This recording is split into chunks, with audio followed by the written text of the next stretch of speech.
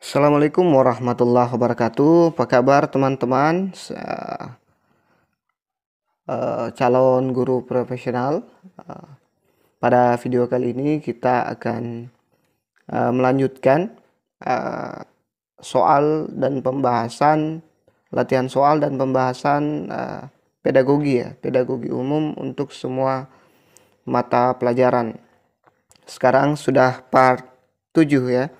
Kalau saya tidak salah part 7 dari pedagogi terbaru 2021 ini.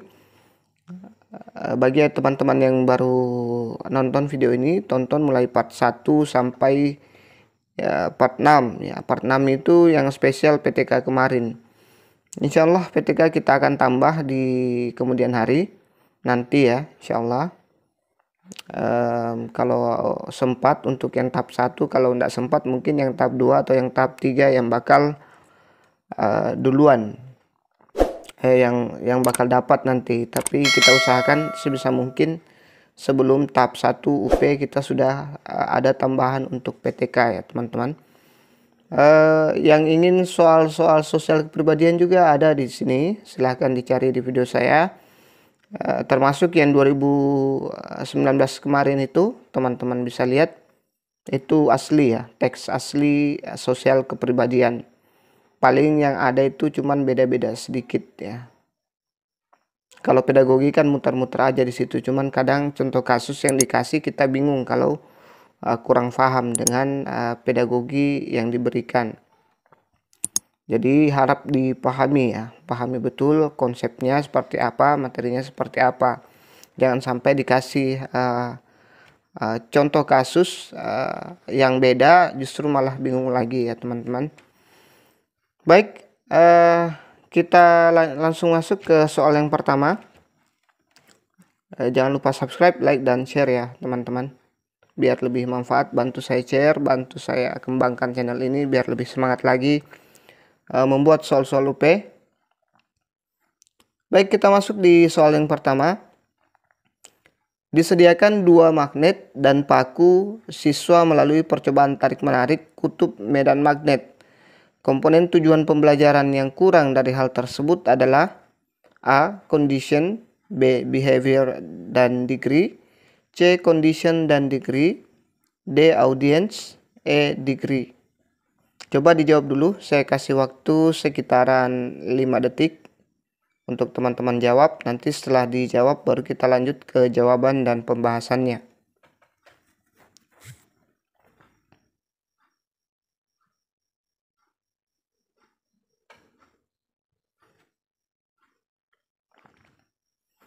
Jadi jawabannya ada di option D ya, audience ya. Kita lihat pembahasannya. Audience adalah peserta didik. Behavior merupakan tingkah laku atau perilaku atau aktivitas suatu proses condition. Persyaratan yang perlu dipenuhi agar perilaku yang diharapkan dapat tercapai. Degree juga merupakan tingkat penampilan yang dapat diterima oleh siswa setelah melalui rangkaian sajian proses pembelajaran. Ya, harusnya ini saya atur baik-baik ya. Maaf, saya kurang atur. Ada audience, ada condition, ada behavior, ada degree ya.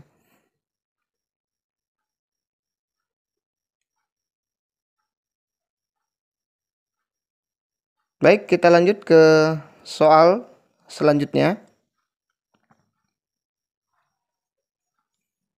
Penilaian yang dilakukan oleh seorang guru harus didasarkan pada prosedur dan kriteria yang jelas. Tidak dipengaruhi subjektivitas penilai. Hal ini sesuai dengan prinsip A. Terbuka, B. Menyeluruh, C. Bermakna, D. Adil, E. Objektif ya. Jawab dulu.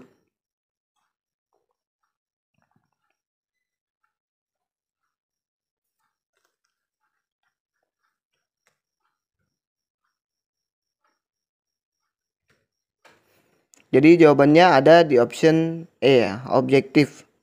Dia prinsip-prinsip penilaian. Yang pertama sahih, berarti penilaian didasarkan pada data yang mencerminkan kemampuan yang diukur. Yang kedua objektif, berarti penilaian, ini penilaian ya, didasarkan pada prosedur dan kriteria yang jelas, tidak dipengaruhi subjektivitas penilai.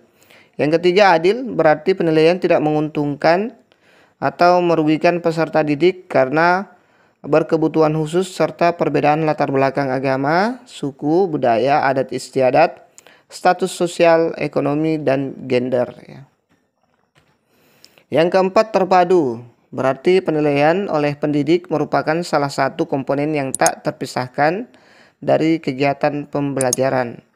Yang kelima, menyeluruh dan berkesinambungan, berarti penilaian oleh pendidik mencakup semua aspek kompetensi dengan menggunakan berbagai teknik penilaian yang sesuai untuk memantau perkembangan kemampuan peserta didik.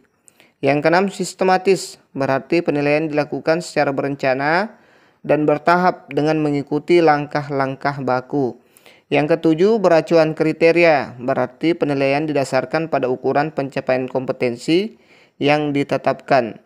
Yang terakhir, yang kedelapan adalah akuntabel, berarti penilaian dapat dipertanggungjawabkan baik dari segi teknik, prosedur, maupun hasilnya.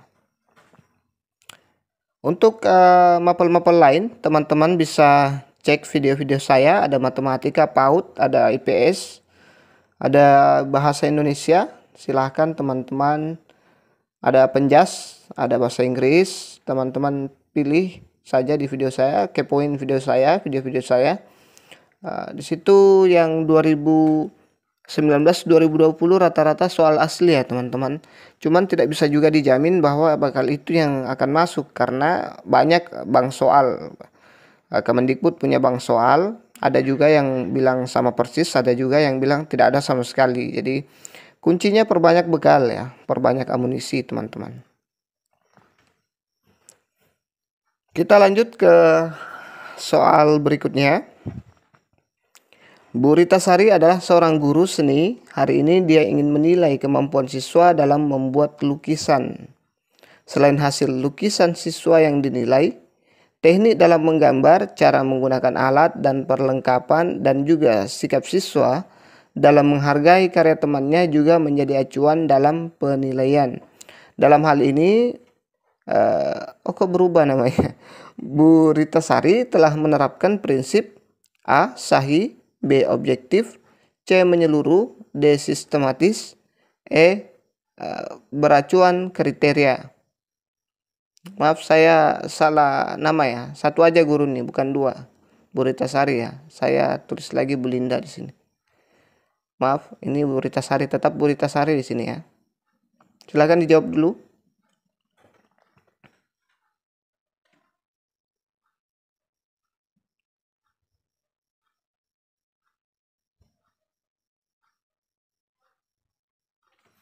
Jadi jawabannya ada di option C, yaitu menyeluruh. Ini dia pembahasannya, menyeluruh dan berkesinambungan berarti penilaian oleh pendidik mencakup semua aspek kompetensi dan menggunakan berbagai teknik penilaian yang sesuai untuk memantau perkembangan kemampuan peserta didik ya.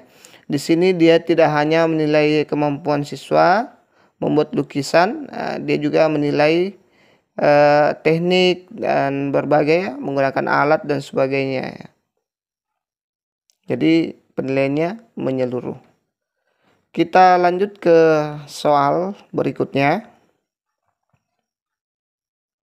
Pak Bejo adalah guru PKN di sekolah Mekar Indah. Dia tinggal di Desa Mangun, Harjo. Siska adalah tetangga dari Pak Bejo. Setiap pembagian hasil evaluasi, Siska selalu diberi nilai 85 oleh Pak Bejo. Sementara Rudi, siswa yang paling pintar di kelasnya hanya mendapat 80.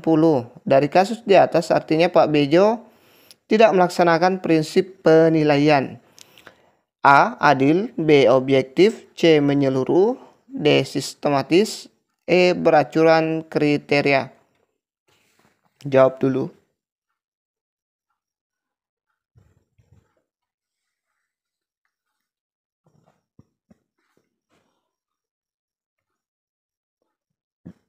Jadi jawabannya ada di option B, yaitu objektif ya.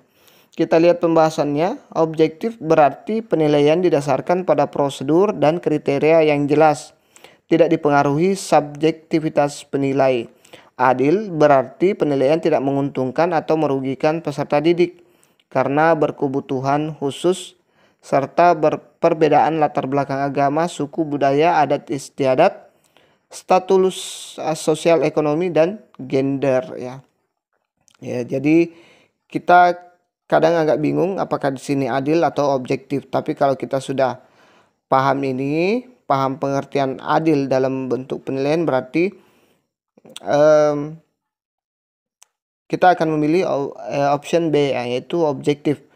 Di sini dia tidak jelas dalam memberikan nilai ya, hanya karena dia bertetangga dengan si Siska, maka si Siska lebih tinggi nilainya, padahal di atas kertas Rudi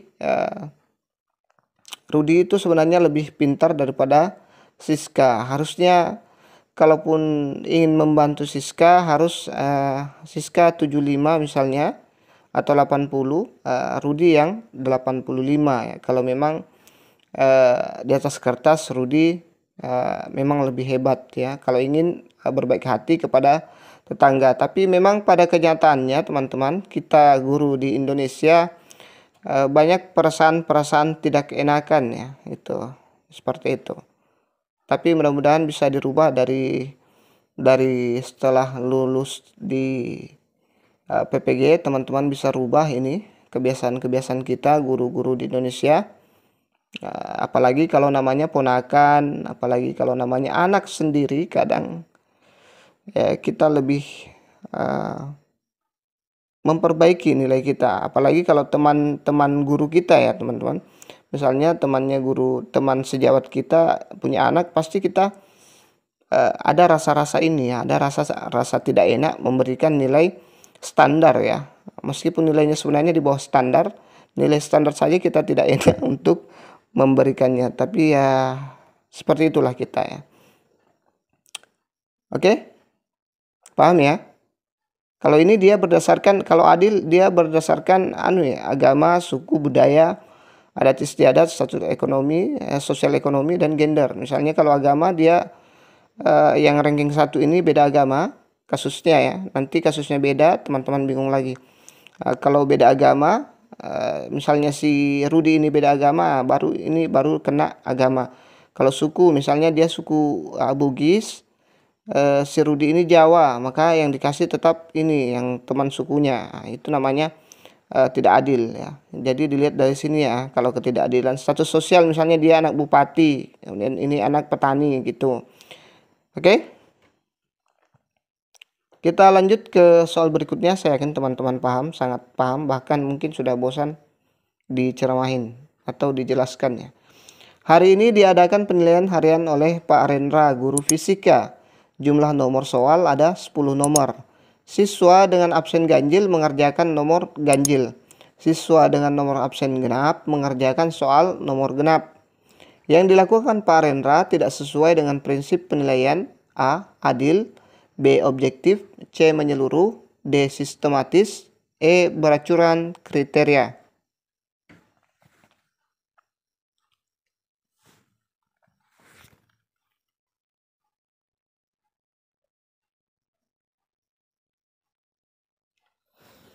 Jadi jawabannya ada di option A ya, adil ya.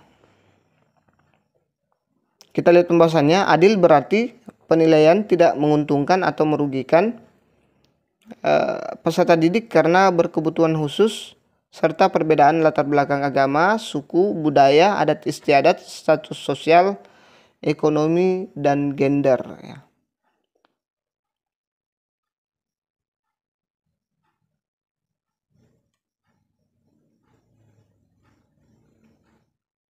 Oke, kita lanjut ke soal berikutnya.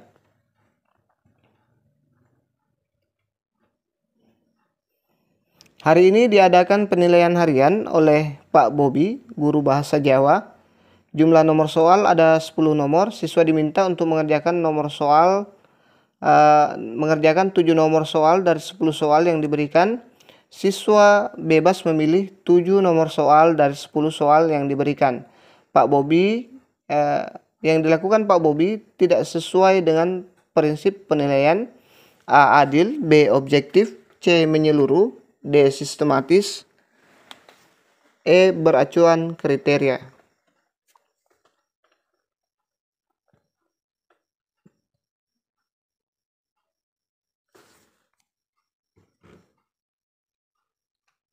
Jadi jawabannya ada di option A. Adil. Ketidakadilan dalam pengerjaan siswa.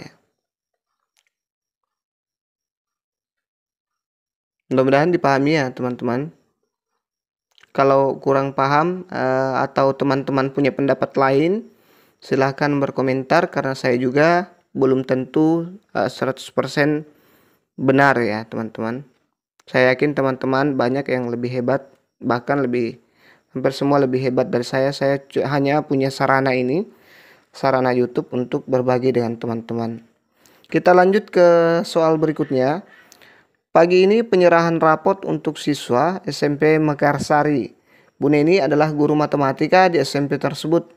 Saat sehabis pembagian rapor, tiba-tiba Bu Neni didatangi oleh orang tua murid. Sambil marah-marah, bukan sambal ya. Sambil marah-marah dan menggerutu karena nilai anaknya jelek, padahal menurutnya anaknya adalah siswa yang pintar. Bu Neni kemudian menjelaskan teknik prosedur dan hasil pengolahan nilainya dari nilai harian, PTS, dan PAS, serta nilai sikap siswa dengan buku catatan penilaian yang lengkap. Dan akhirnya orang tua siswa tersebut dapat mengerti bahwa nilai anaknya memang sesuai dengan fakta. Dengan demikian, Bu Neni telah melaksanakan prinsip penilaian A. Adil, B. Objektif, C. Menyeluruh, D. Sistematis, E. Akuntabel.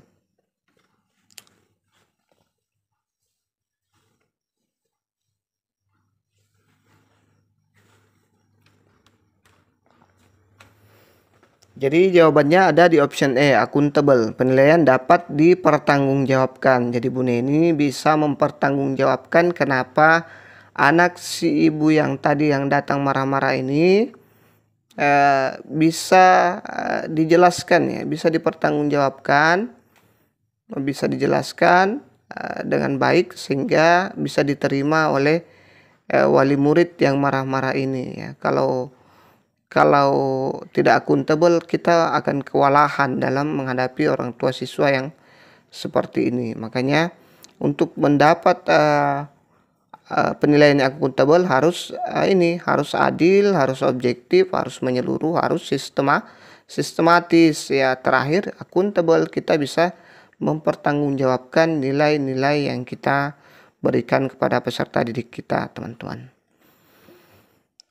Oke, kita lanjut ke soal berikutnya. Dalam setiap kali penilaian, Pak Jamal selalu membuat rubrik penilaian yang berisi kriteria penilaian yang mencerminkan kompetensi yang akan dinilai. Hal ini sesuai dengan prinsip penilaian A. Sistematis, B. Beracuan kriteria, C. Menyeluruh, D. Sistematis. Kok dua ya sistematis? E. Akuntabel. Maaf saya yang salah nih. Adil sepertinya di sini ya, adil ya. Yang A itu adil, maaf.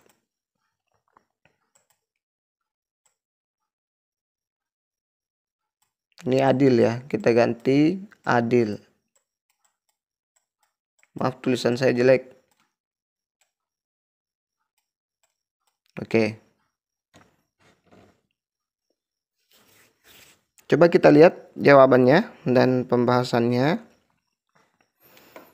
Jadi jawabannya ada di option B, beracuan kriteria. Ini dia pembahasannya. Penilaian didasarkan pada ukuran pencapaian kompetensi yang ditetapkan. Jadi dia punya acuan ya, yang sudah ditetapkan. Kita lanjut ke soal berikutnya. Dalam setiap pembelajaran, Pak Chandra selalu mengadakan penilaian untuk melihat daya serap siswa terhadap materi yang telah diberikan. Ya. Saya salah-salah ketik ya teman-teman, maaf. Ya, saya buru-buru ya, kejar tayang. Ya. A. Sistematis, B. Beracuan kriteria, C. Terpadu, D. Sistematis. Sistematis ini salah lagi nih. Adil ya di sini ya, adil.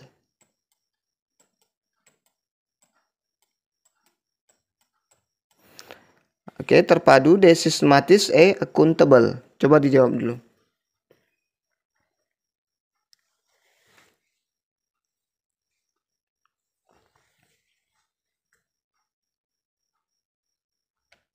Jadi jawabannya terpadu ya. Menjadikan penilaian sebagai bagian dari pembelajaran ya. Ya, karena Pak Chandra di sini tidak hanya ditugas siswa, tapi dia juga selalu memberikan penilaian dalam melihat daya serap siswa. Jadi tidak hanya pada latihan-latihan soal saja ya. Semuanya dijadikan penilaian bagian dari pembelajaran.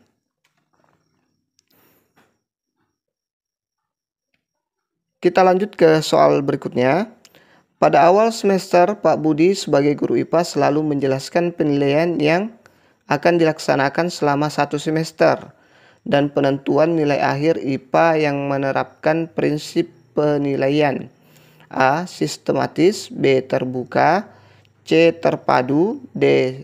Ya sama lagi. Adil ya teman-teman. Terpadu, sistematis, accountable. Coba dijawab dulu.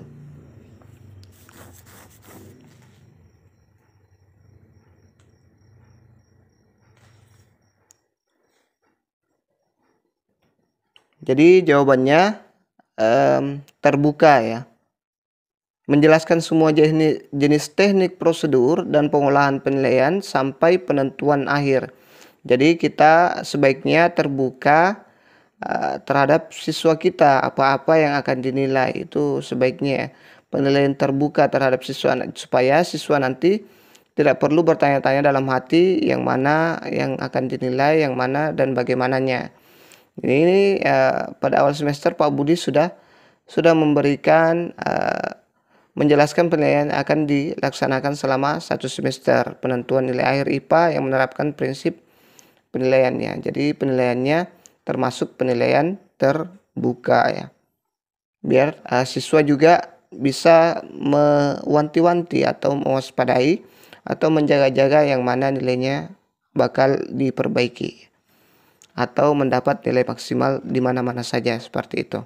Saya sering melakukan ini setiap awal semester, teman-teman. Oke, itu saja dulu yang sempat kita share pada kesempatan kali ini. Jika banyak kesalahan itu datangnya dari saya juga manusia biasa. Maaf agak rancu nih, tapi terlanjur saya buat ya. Kita kejar tayang, mudah-mudahan bisa dipahami teman-teman. Jangan lupa subscribe, like, dan share. Insya Allah kita akan lanjut pedagogi di video berikutnya dan juga mapel-mapel lainnya. Terima kasih sudah menonton. Assalamualaikum warahmatullahi wabarakatuh.